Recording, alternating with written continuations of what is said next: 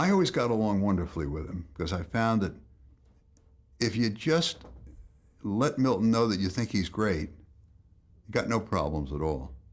If you try to tell Milton Berle how to do comedy, you're in trouble. Because if he didn't know comedy by the time he was well in his 40s and it had the biggest success television it had ever had, the Texaco show, you just, you shouldn't be dealing with him. I mean, you just have to accept. I found that later on with all kinds of personalities. Very often you have to accept who they are. But then I think you accept people in life for who they are or you don't. And so working with Berle, I mean, he was very creative in terms of what the stunts might be, worked with the writers. You know, we had some writers who did that sort of thing. And so Milton Berle was a joy to work with. I have one other story about Milton Berle, as a matter of fact.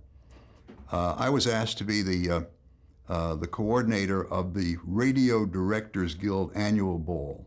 That just meant getting a personality or two to liven up things. And I got a man who was very popular at the time, a rather successful, but I guess nasty in many respects, comic named Henry Morgan, who had his own program back then. And Milton Berle was then doing a stint at the Copacabana. And I knew he couldn't get there until about 11:30, and Henry Morgan took over prior to that. When Berle arrived, I was off in the wings waiting for him and thanked him and so forth. Henry Morgan was saying, I see Milton's here now.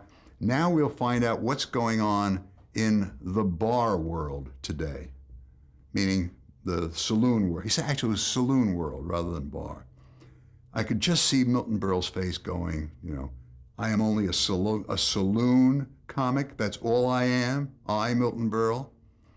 He walked out on the stage, and within just a minute or two, he said something like, "Henry, I think you can go now. I don't like talk about just saloon humor."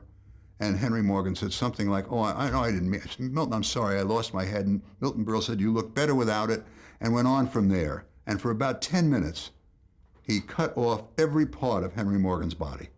It was a dissection like I've never seen in my life, because Berle could do that. Great ad-libber and a wonderful comic. And finally, Mr. Morgan slunk off to the side and let Berle take over. And from that point, he was fine. He was very funny.